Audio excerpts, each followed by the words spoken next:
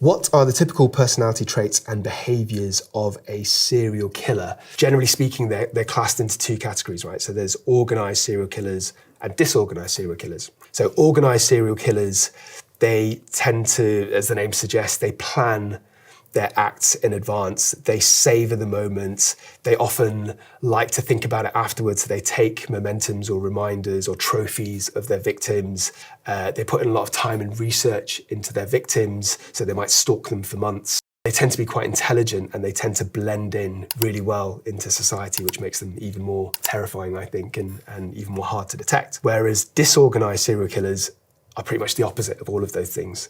So they don't particularly plan out their killings. They have this like murderous rage that just comes out in a frenzy, and sometimes they just quite impulsively just decide to kill like a stranger. They don't cover their marks particularly well, but because they don't have a particular type or a target, it also means that they're harder to catch in some ways.